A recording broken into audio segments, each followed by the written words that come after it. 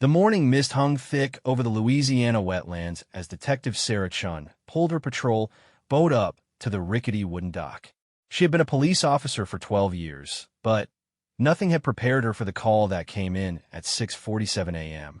A local fisherman named Bobby Tran reported seeing a man running through the marsh, screaming for help, before disappearing into the tall grass. Sarah stepped carefully onto the weathered planks, her boots making soft, splashing sounds in the shallow water below. The air was heavy with the smell of wet earth and rotting vegetation. Somewhere in the distance, an alligator bellowed, its deep voice echoing across the water like a warning. Bobby Tran was waiting for her by his small fishing shack. He was a thin man in his 60s, with weathered hands that shook slightly as he pointed toward the eastern section of the marsh. His broken English mixed with Vietnamese as he tried to explain what he had seen. "Officer, man run very fast. He's scared, very scared," Bobby said, his eyes wide with concern. "He fall down, get up, fall down again. Something chase him, but I no see what." Sarah pulled out her notebook and began writing down the details. According to Bobby, he had been checking his crab traps around sunrise when he heard shouting coming from deep in the marsh. At first, he thought it might be other fishermen having trouble with their equipment. But then he saw a man stumbling through the water, his clothes torn and dirty. "Did you see where he went?" Sarah asked, scanning the endless expanse of grass and water that stretched out before them. Bobby nodded and pointed to a narrow channel that disappeared into the marsh. "He go that way, toward Old Hunting Camp. Nobody used that place for a long time. Very dangerous there." Sarah knew about the abandoned hunting camp. It had been built in the 1980s by a group of wealthy businessmen from New Orleans, but they had stopped using it after several accidents. The building was now falling apart, and the wooden walkways that connected it to dry land were rotting and unsafe. She decided to investigate on foot, knowing that her boat would not be able to navigate the shallow channels that led deeper into the marsh. Bobby offered to show her the way, and together they began walking along a narrow path that wound between the tall grass and standing water. The marsh was alive with sounds. Frogs croaked from hidden pools, birds called to each other from their nests in the grass, and insects buzzed constantly around their heads. Sarah pulled her radio from her belt and called for backup, but the signal was weak. The thick vegetation and remote location made communication difficult. As they walked deeper into the marsh, Sarah noticed signs that someone had recently passed through the area. Broken stems of grass, footprints in the soft mud, and pieces of torn fabric caught on thorny bushes marked a clear trail. Whoever had been running through here was moving fast and not watching where they were going. After about 20 minutes of walking, they reached a small clearing where the old hunting camp stood. The wooden building was tilted at an odd angle, supported by concrete blocks that had settled unevenly into the soft ground. The roof was missing several shingles, and the windows were broken or boarded up. But what caught Sarah's attention was not the building itself. It was the sounds coming from inside. Someone was moving around in there, and they were trying to be quiet about it. She motioned for Bobby to stay back and approached the front door carefully, her hand resting on her service weapon. The door was slightly open, and Sarah could see into the dim interior of the cabin. Old furniture was scattered around the room, covered with dust and debris from the damaged roof. Fishing equipment and hunting gear hung from the walls, and the air smelled of mold and stagnant water. Then she heard it clearly, a man's voice speaking in urgent whispers. He was talking to someone, but Sarah could not make out the words. She pushed the door open a little wider and stepped inside, her eyes adjusting to the dim light. "Police! Is anyone in here?" she called out. The whispering stopped immediately. For a moment, there was complete silence except for the sound of water dripping from the damaged roof. Then, Sarah heard movement from the back room of the cabin. "Help me," a weak voice called out. "Please, I'm trapped in here." Sarah moved toward the sound of the voice, being careful to avoid the rotting floorboards that creaked and sagged under her weight. The back room was even darker than the main cabin, and she had to use her flashlight to see where she was going. In the corner of the room, she found him. A man in his 30s was sitting against the wall, his left leg bent at an unnatural angle. His clothes were muddy and torn, and there were scratches on his arms and face from running through the thorny bushes. His name was Marcus Williams, and he had been trapped in a cabin for more than 6 hours. "My leg is broken," Marcus said, wincing as he tried to move. "I fell through some rotten boards outside and couldn't climb out. I've been trying to get someone's attention, but this place is so far from everything." Sarah knelt down beside him and began examining his injury. The leg was definitely broken, and Marcus was showing signs of shock and dehydration. She needed to get him medical attention as soon as possible, but moving him would not be easy. The nearest hospital was more than an hour away, and the rescue teams would have difficulty reaching this remote location. She called for an ambulance on her radio, but the signal was still weak. Bobby, who had been waiting outside, came into the cabin and offered to help. Between the two of them, they managed to make Marcus more comfortable and began planning how to get him back to civilization. But as Sarah was preparing to move Marcus, she noticed something that made her pause. There were other footprints in the mud around the cabin, and they were fresh. Someone else had been here recently, and they had left in a hurry. The prints led away from the cabin toward the deepest part of the marsh, where the water was too deep for walking, and the grass grew thick enough to hide a person completely.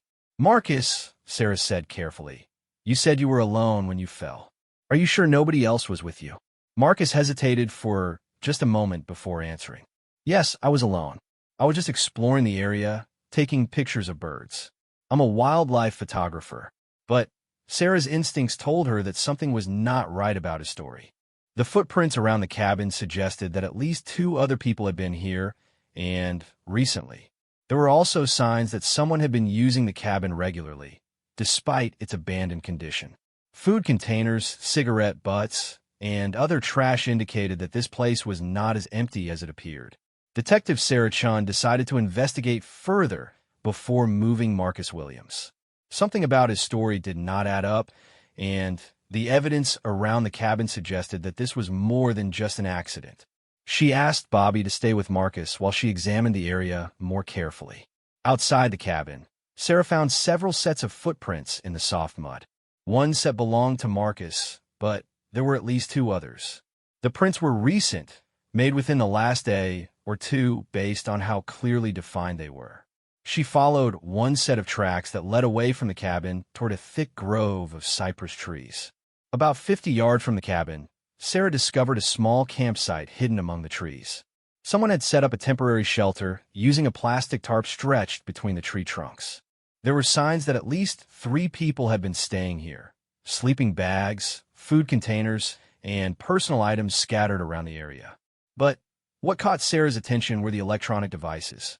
There was a laptop computer, still warm to the touch, and several cell phones charging from a portable battery pack. One of the phones was receiving text messages, and Sarah could see the screen lighting up every few minutes. She carefully picked up one of the phones and looked at the recent messages. The texts were in code, but they clearly referred to some kind of operation that was supposed to happen today. Words like package, delivery, and target appeared frequently in the messages.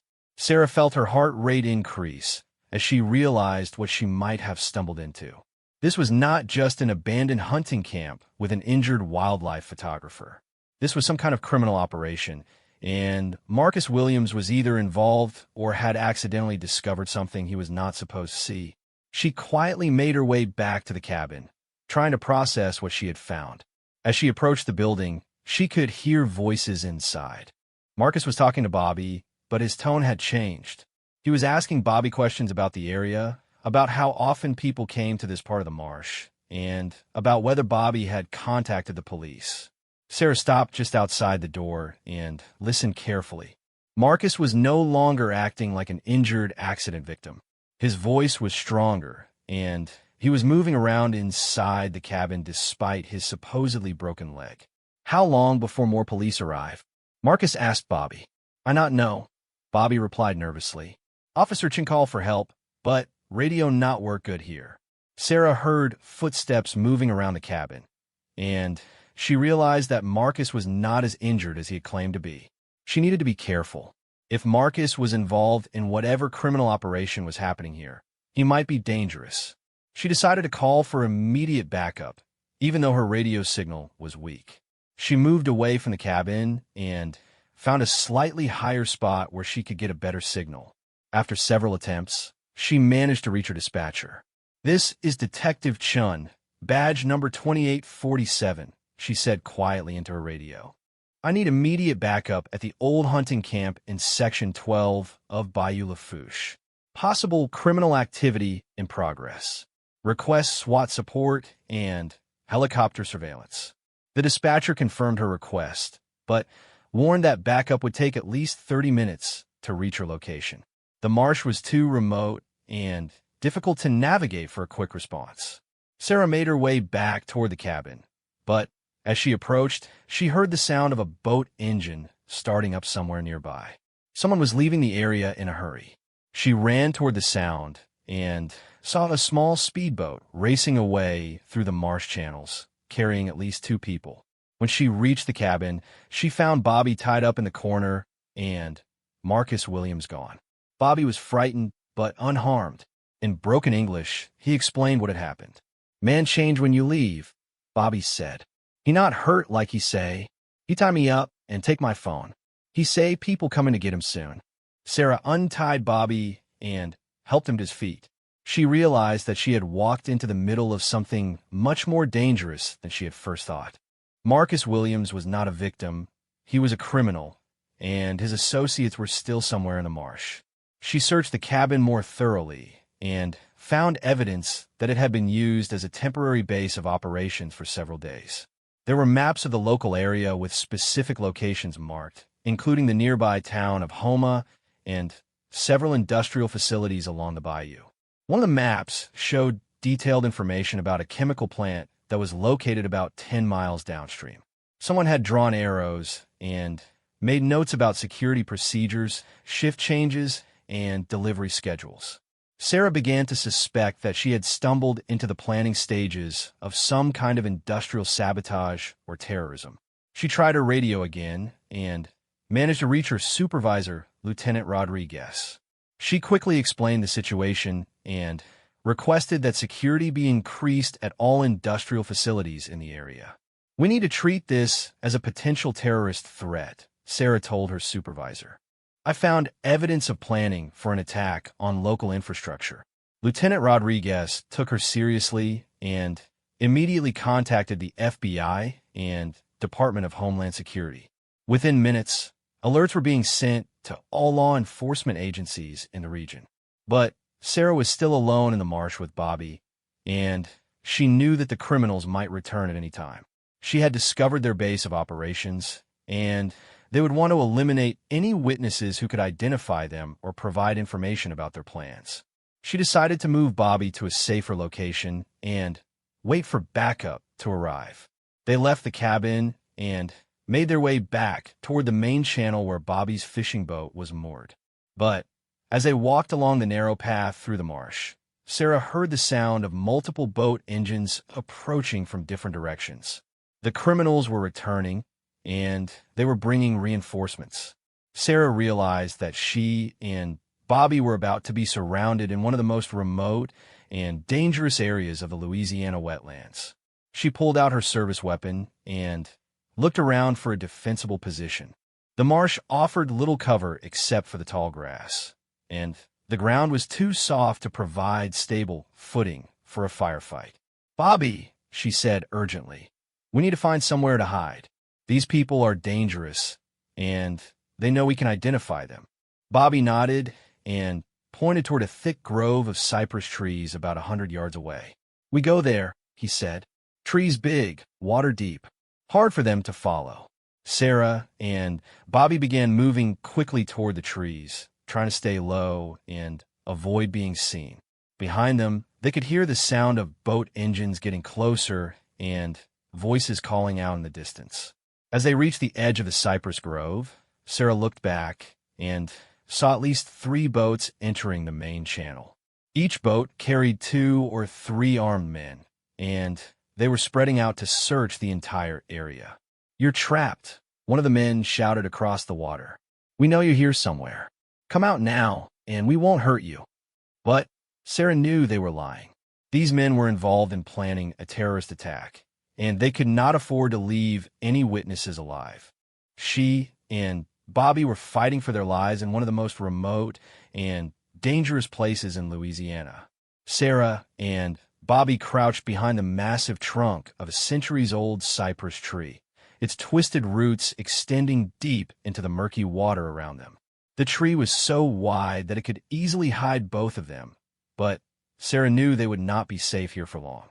The armed men were getting closer, and their voices were becoming more aggressive. "Fan out and search every inch," she heard one of them command. "They can't have gotten far on foot. Check all the trees and any place they might be hiding." Sarah counted at least 6 different voices, which meant they were outnumbered 3-1.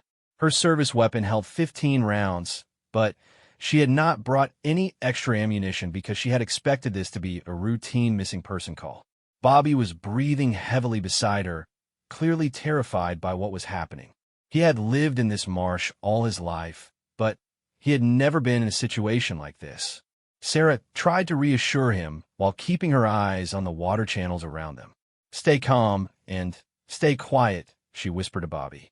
"Help is coming, but we need to survive until they get here." The sound of boat engines was getting closer, and Sarah could see the wake from their boats disturbing the calm water of the marsh. Through the tall grass, she caught glimpses of the men as they moved through the area. They were dressed in dark clothing and carried military-style weapons. This was not a group of amateur criminals. These were professionals.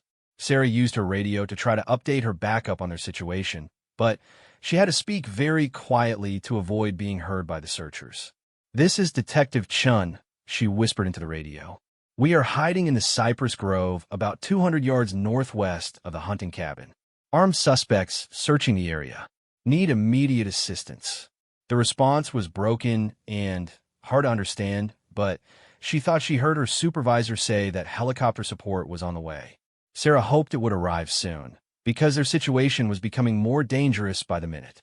One of the boats was moving very slowly through the water near their hiding place. Sarah could see a man standing in the front of the boat, using binoculars to scan the trees. He was being very methodical, checking each tree and patch of tall grass carefully. "I know you're out there, police officer," the man called out. "My name is Victor Kozlov, and I'm a very reasonable person. If you surrender now, I promise that you and the old man will not be harmed. We just need to have a conversation." Sarah did not believe him for a second. She had seen enough criminal operations to know that people like Victor Kozlov did not leave witnesses alive. The fact that he had given his real name suggested that he was planning to kill anyone who could identify him. The boat was getting closer to their tree, and Sarah realized that they would be discovered within the next few minutes. She needed to create a distraction or find a way to move to a better position without being seen. Bobby tapped her shoulder and pointed toward a narrow channel that led deeper into the swamp. The water was deep enough for them to swim, and the channel was hidden by overhanging branches from the cypress trees. It would be dangerous to enter the water because of alligators and snakes, but it might be their only chance to escape. Sarah nodded and began moving carefully toward the water's edge. She kept her weapon ready and listened for any sounds that might indicate they had been spotted. The mud at the bottom of the channel was soft and deep, and she had to be careful not to make any splashing sounds as she entered the water. The water was surprisingly warm, but it was also murky and impossible to see through. Sarah knew that alligators and poisonous snakes lived in these waters, but she was more afraid of the armed men who were hunting them. Bobby followed her into the water, moving very quietly despite his age. He had grown up in this marsh and knew how to move through it without making noise. Together, they began swimming slowly toward the deeper part of the swamp, staying close to the overhanging branches that would hide them from view. Behind them, they could hear Victor Kozlov shouting orders to his men. They were here recently. I can see footprints in the mud. Check all the trees in this area. They cannot have gone far. Sarah and Bobby continued swimming through the narrow channel, but the going was slow and exhausting. The water was thick with vegetation, and they had to push through floating debris and tangled roots. Sarah's police uniform was heavy and waterlogged, making it difficult to swim efficiently. After about 10 minutes, they reached a small island in the middle of the swamp. It was not much bigger than a large room, but it was covered with thick bushes that would provide good cover. Sarah and Bobby crawled out of the water and hid among the vegetation. From their new position, Sarah could see the entire search area. The armed men had split up into 3 teams, each searching a different section of the marsh. They were being very thorough, checking every possible hiding place. But as Sarah watched them work, she noticed something that gave her hope. The men were not familiar with this particular area of the marsh. They were having trouble navigating the narrow channels, and their boats were getting stuck in shallow water. Bobby's local knowledge was giving them an advantage. "Bobby," Sarah whispered, "how well do you know this area? Are there other ways to get back to the main road without going through where these men are searching?" Bobby thought for a moment and then nodded. "Yes, their old logging road about 1 mile that way," he said, pointing toward the north. "Road not used for a long time, but still there. We can walk out if we're careful." Sarah considered this option. It would mean leaving the relative safety of their hiding place and traveling through unknown territory, but it might be their best chance to escape and get help. Before they could make a decision, Sarah heard a new sound that made her heart race. It was the distinctive whipping noise of helicopter blades cutting through the air. Her backup had finally arrived. The helicopter appeared over the tree-line, flying low and fast. It was a police helicopter equipped with powerful searchlights and thermal imaging equipment. Sarah could see the pilot and a sniper seated in the open door of the aircraft. But the arrival of the helicopter also created a new problem. Viktor Kozlov and his men would now know that law enforcement was actively searching for them. They would become more desperate and more dangerous. "There's the helicopter," Victor's voice carried across the water. "That means we are running out of time. Find them now, or we all go to prison." Sarah heard increased activity from the search teams. The men were moving faster and taking more risks, crashing through the vegetation and calling out to each other without worrying about being quiet. The helicopter made several passes over the area, and Sarah could see the searchlight beam moving back and forth across the marsh. She knew that the thermal imaging equipment would eventually detect her and Bobby's body heat, but she also knew that the same equipment would reveal the locations of the armed men. Suddenly, the helicopter stopped moving and hovered over a section of marsh about 200 yards from where Sarah and Bobby were hiding. The searchlight focused on a specific area, and Sarah heard Viktor Kozlov shouting orders to his men. "They found us," one of the men yelled. "The helicopter has thermal imaging. We need to get out of here now." Sarah heard the sound of boat engines starting up as the criminals tried to escape. But the helicopter was faster and more maneuverable than their boats. The pilot was herding them toward the main channel where ground support could intercept them. From the helicopter's external speaker, Sarah heard a familiar voice. It was Lieutenant Rodriguez, her supervisor. "This is Louisiana State Police. You are surrounded. Drop your weapons and surrender immediately. Any attempt to escape will result in your arrest or worse." The response from Viktor Kozlov was immediate and violent. Sarah heard the sharp crack of rifle fire as the criminals began shooting at the helicopter. The aircraft quickly gained altitude and moved out of range, but the pilot continued to track the fleeing boats with the searchlight. Sarah realized that this was her opportunity to reveal her location to the helicopter crew. She stood up on the small island and began waving her arms, hoping that the thermal imaging equipment would detect her movement. The helicopter turned toward her position almost immediately, and she heard Lieutenant Rodriguez's voice over the external speaker. "Detective Chun, if that's you, wave your arms 3 times." Sarah followed the instruction, and The helicopter moved closer to her position. A rope ladder was lowered from the aircraft, and she could see a rescue specialist preparing to help them evacuate. But as the helicopter approached, Sarah heard Viktor Kozlov's voice one more time, much closer than before. "You're trapped," he shouted from somewhere in the tall grass near the island. "Come out now, or I'll blow up this entire marsh." The threat about explosives sent a chill through Sarah's blood. Viktor Kozlov was not bluffing. From her position on the small island, she could see him standing in a boat about 50 yards away, holding what appeared to be a military-grade detonator. His men had positioned themselves in a semicircle around the island, effectively trapping Sarah and Bobby. "I have enough explosives planted in this marsh to turn it into a crater," Viktor shouted over the noise of the helicopter. "Tell your friends in the air to back off, or everyone dies, including you." The helicopter immediately pulled back to a safer distance, but Sarah could see the sniper in the door scanning the area through his rifle scope. Lieutenant Rodriguez's voice came over the external speaker, trying to negotiate. "This is Lieutenant Rodriguez with Louisiana State Police. Let's talk about this. Viktor, what do you want?" "I want safe passage out of here for me and my men," Viktor replied. "Give us 1 hour head start, and nobody gets hurt. Try to stop us, and this entire section of marsh becomes a wasteland." Sarah knew that Viktor was involved in planning some kind of terrorist attack on local infrastructure. Letting him escape was not an option, but she also could not risk him detonating explosives that might kill innocent people in the surrounding area. She noticed that Bobby was staring intently at Viktor's boat, and she could see recognition in the old fisherman's eyes. Bobby knew something about this man that might be important. "Bobby," Sarah whispered quietly, "do you recognize that man? Have you seen him before?" Bobby nodded slowly. "He come here many times last month. Always at night, always with different people.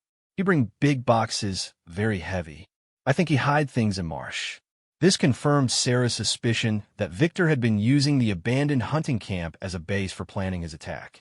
The explosives he was threatening to detonate were probably part of his original plan to destroy the chemical plant downstream. Sarah made a decision that would either save lives or get them all killed. She stood up on the island and called out to Viktor. "Viktor, I'm Detective Saracen. I want to make a deal with you." "What kind of deal?" Viktor replied suspiciously. "I know about your plan to attack the chemical plant," Sarah said, loudly enough for the helicopter crew to hear. "I found your maps and your equipment. You need me alive to tell you what the police know about your operation."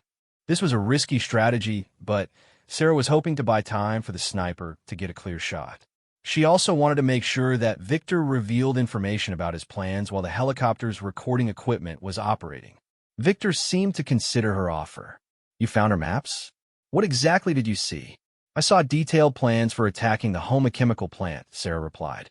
"Security schedules, delivery times, everything. You've been planning this for months." She was making up some of the details, but she could see that Viktor was reacting as if her information was accurate. He was becoming more agitated, and his men were looking nervous. "How much does your department know?" Viktor demanded. "Have you contacted federal authorities?" "That depends on whether you're willing to negotiate," Sarah said. "I might be able to help you avoid federal terrorism charges if you cooperate."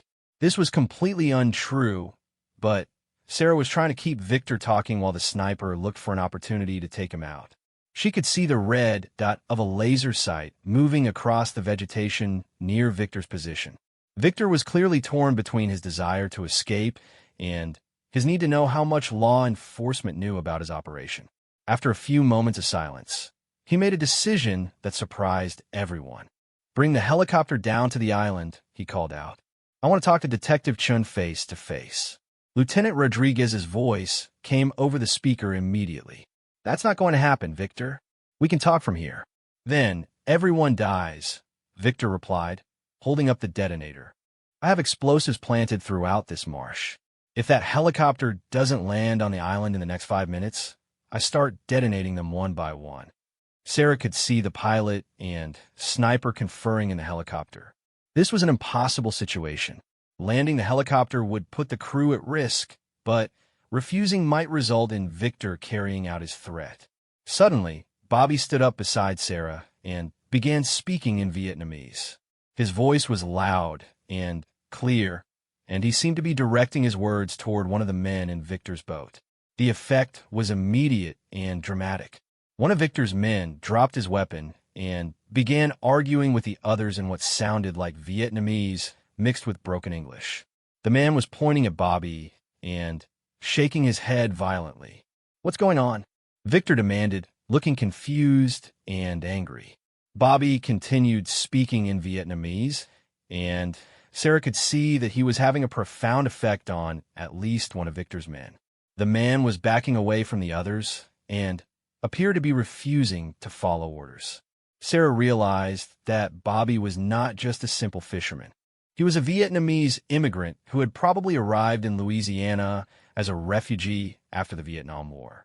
Many of the men involved in Victor's operation were likely Southeast Asian immigrants who might have personal or family connections to the local Vietnamese community. Bobby's intervention created the distraction that the police sniper needed. The red laser settled on Victor's chest just as he turned to deal with the argument among his men. The shot was perfect. Viktor Kozlov dropped to the bottom of his boat, and the detonator flew out of his hand into the water. The other men immediately threw down their weapons and raised their hands in surrender. The helicopter moved in quickly to secure the area while Sarah and Bobby were evacuated from the island. Within minutes, additional police boats arrived to arrest the remaining suspects and begin searching for the explosives that Victor had planted.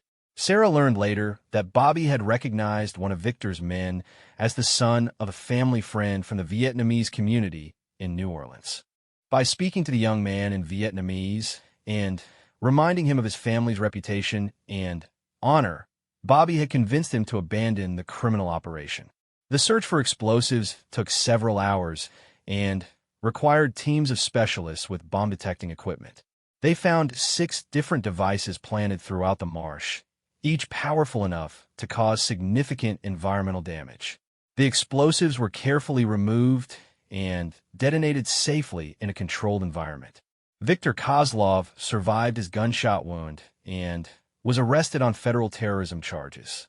Under interrogation, he revealed that his organization had been planning to destroy the Homa chemical plant as part of a larger campaign to damage American industrial infrastructure. The attack would have released toxic chemicals into the environment and potentially killed hundreds of people. Sarah's discovery of the terrorist camp had prevented a catastrophe that could have affected thousands of people along the Louisiana coast. Her quick thinking during the confrontation with Victor had also provided valuable intelligence that led to the arrest of other members of his organization in different parts of the country. But the story was not over yet. As the immediate danger passed and the suspects were taken into custody, Sarah began to piece together the full scope of what she had uncovered. The hunting camp was just one small part of a much larger network of terrorist cells operating throughout the Gulf Coast region. The maps and electronic devices that Sarah had found contained information about potential targets in Texas, Mississippi, and Alabama. Federal authorities realized that they had stumbled onto a major domestic terrorism plot that had been years in the making. Sarah found herself at the center of a massive investigation involving multiple federal agencies. Her expertise in the local area and her first-hand knowledge of Victor's operation made her a valuable asset to the investigation team. Over the following weeks, Sarah worked closely with FBI agents and Department of Homeland Security specialists to track down other members of Victor's network. Her role in stopping the Homa chemical plant attack had made her a target for revenge, so she was placed under protection while the investigation continued. The experience changed Sarah's perspective on police work and made her realize how vulnerable critical infrastructure could be to determine terrorists. She became an advocate for improved security measures at industrial facilities throughout Louisiana and eventually joined a federal task force focused on protecting chemical plants and oil refineries. 3 months after the incident in the Louisiana marsh, Detective Sarah Chun received a phone call that would change her life forever. The voice on the other end of the line belonged to Agent Maria Santos from the FBI's Counterterrorism Division. "Detective Chun, we need your help with something big," Agent Santos said. Can you meet me in New Orleans tomorrow? This is related to the Viktor Kozlov case, but it's much bigger than what happened in the Marsh. Sarah had been expecting this call. Ever since the arrest of Viktor and his associates, federal investigators have been following leads that connected the Louisiana terror cell to a much larger network. The information found on Viktor's electronic devices had revealed connections to similar groups in at least 12 different states. The next day, Sarah found herself in a secure conference room in the federal building in New Orleans, surrounded by agents from the FBI, Department of Homeland Security, and other agencies she had never heard of. Large maps covered the walls, showing industrial facilities throughout the southeastern United States, each marked with different colored pins indicating threat levels. Agent Santos began the briefing by explaining the scope of what they had discovered. The group that Viktor Kozlov was working with calls itself the Industrial Liberation Front. They believe that destroying key industrial facilities will force the United States to abandon what they see as environmentally destructive practices. How many people are we talking about? Sarah asked. At least 40 confirmed members across 12 states, Agent Santos replied. But we believe the actual number could be much higher. They've been planning coordinated attacks on chemical plants, oil refineries, and power stations for more than 3 years. Sarah studied the maps on the walls and realized the true scope of the threat. If even half of the planned attacks had been successful, the resulting environmental damage and loss of life would have been catastrophic. What role do you want me to play in this investigation? Sarah asked. Agent Santos pointed to a photograph on the table. It showed a woman in her 40s with dark hair and intense eyes. This is Elena Petrov, Viktor's sister and the apparent leader of the entire organization. We believe she's planning something much more ambitious than the individual facility attacks. The photograph looked familiar to Sarah, and after a moment, she realized why. I've seen this woman before. She was in one of the boats during the search in the Marsh. I thought she was just another member of Viktor's team. Elena Petrov is much more than that, Agent Santos said. She has a PhD in chemical engineering and has been working in the petrochemical industry for 15 years. She has access to industrial facilities and detailed knowledge of their vulnerabilities. Sarah felt a chill as she realized the implications. Elena Petrov was not just a terrorist. She was a highly educated professional with inside knowledge of the systems she was planning to attack. What kind of attack is she planning? Sarah asked. Agent Santos opened a thick file and pulled out several documents. We intercepted communications suggesting that she's planning to cause a cascading failure of multiple facilities simultaneously. The idea is to create a domino effect where the destruction of one facility triggers problems at others. Sarah studied the documents, which included technical diagrams and chemical formulas that were beyond her understanding.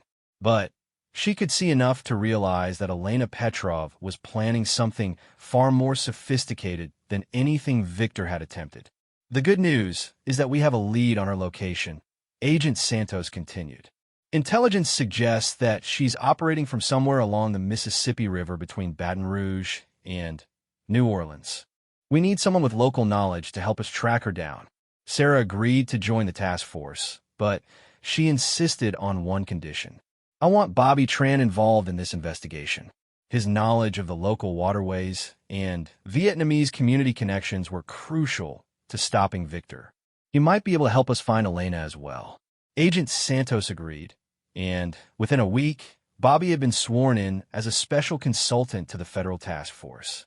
Despite his age and limited English, Bobby's knowledge of the complex network of bayous, canals, and industrial waterways along the Mississippi River proved invaluable. The search for Elena Petrov took several weeks and involved surveillance of dozens of potential locations. The task force used helicopters, boats, and ground teams to monitor industrial facilities and remote areas where Elena might be hiding. The breakthrough came when Bobby noticed something unusual during one of their surveillance missions. They were monitoring a chemical storage facility near Plaquemine when Bobby pointed out that one of the security guards was not following normal procedures. That man, he come and go at wrong times, Bobby observed. Real guard change shift every 8 hours, but he here at different times every day. Sarah and the other agents investigated Bobby's observation and discovered that the security guard was actually Elena Petrov using a false identity. She had been working at the facility for more than 2 months, learning about security procedures and identifying vulnerabilities. The task force set up a careful surveillance operation to monitor Elena's activities without alerting her to their presence. They discovered that she was planning to use her access to the chemical storage facility to steal materials for making extremely powerful explosives. Elena's plan was even more ambitious than they had initially suspected. She intended to use stolen industrial chemicals to create explosive devices that would be planted at 6 different facilities along a 50-mile stretch of the Mississippi River. The simultaneous detonation of all 6 devices would release massive amounts of toxic chemicals into the river, potentially affecting millions of people who depended on the Mississippi for drinking water. The task force realized that they had to act quickly to prevent this catastrophe. But arresting Elena at the chemical storage facility would be extremely dangerous because of the volatile materials stored there. Any mistake could trigger the very kind of explosion and chemical release that they were trying to prevent. Sarah proposed a different approach. Instead of arresting Elena at the facility, they would wait until she transported the stolen chemicals to her bomb-making location and arrest her there. This would require following her without being detected, which was risky, but safer than confronting her while she was surrounded by dangerous chemicals. The operation took place on a rainy Thursday night in November. Elena Petrov left the chemical storage facility at approximately 11:30 p.m., carrying several containers of industrial chemicals in the back of a panel van. A team of federal agents followed her at a discreet distance as she drove through the industrial areas south of Baton Rouge. Elena's destination was an abandoned boat repair shop on the banks of the Mississippi River. The building had been empty for several years, but Elena had been using it as a laboratory for manufacturing explosives. When the agents searched the building after her arrest, they found enough explosive materials to level several city blocks. The arrest itself was carried out by a specialized FBI SWAT team trained in handling explosive devices. Elena surrendered without resistance when she realized that she was surrounded, but the task force discovered that she had already manufactured 3 complete explosive devices. Under interrogation, Elena Petrov revealed the full scope of her organization's plans. The Industrial Liberation Front had been planning coordinated attacks in multiple states for the following month. The goal was to create such widespread environmental damage and economic disruption that the federal government would be forced to shut down major industrial facilities permanently. Elena's arrest and the information she provided allowed federal authorities to prevent attacks in Texas, Mississippi, Alabama, and Florida. More than 30 additional suspects were arrested, and several tons of explosive materials were confiscated. Sarah's role in the investigation earned her national recognition and several commendations from federal law enforcement agencies. She was offered a position with the FBI's Counterterrorism Division, but she chose to remain with the Louisiana State Police while continuing to work with federal task forces on similar cases. Bobby Tran became something of a local hero in the Vietnamese community of Louisiana. His crucial contributions to stopping 2 major terrorist plots demonstrated the value of community cooperation in law enforcement. The federal government eventually hired him as a permanent consultant on cases involving the waterways and ethnic communities of southern Louisiana. The incident in the Marsh that had started as a routine missing person call had ultimately prevented one of the largest domestic terrorism plots in American history. Sarah often reflected on how different things might have been if she had not decided to investigate Bobby's report of a man running through the swamp. The experience taught Sarah that terrorism could come from unexpected sources and take forms that traditional law enforcement was not prepared to handle. She became an advocate for improved training and coordination between local police departments and federal counterterrorism agencies. Elena Petrov was eventually sentenced to life in prison without parole on federal terrorism charges. Viktor Kozlov received a similar sentence after pleading guilty to his role in the conspiracy. The other members of the Industrial Liberation Front received sentences ranging from 10 to 30 years in federal prison. Sarah continued her work with the Louisiana State Police, but took on additional responsibilities as a liaison with federal counterterrorism agencies. She specialized in cases involving threats to critical infrastructure and became a recognized expert on protecting industrial facilities from terrorist attacks. The abandoned hunting camp where the investigation had begun was demolished, and the area was restored to its natural state. A small memorial plaque was installed near the site, commemorating the law enforcement officers and civilian volunteers who had prevented a major terrorist attack. Bobby Tran continued fishing in the Louisiana marshes, but he now carried a radio and a direct phone number to contact federal authorities if he noticed anything suspicious. His story became part of the training curriculum for new FBI agents, demonstrating the importance of building relationships with local communities. Sarah never forgot the lesson she learned that morning in a marsh. Sometimes the most important cases begin with the smallest details, and the difference between catastrophe and safety can depend on the courage and wisdom of ordinary people who are willing to do the right thing when it matters most.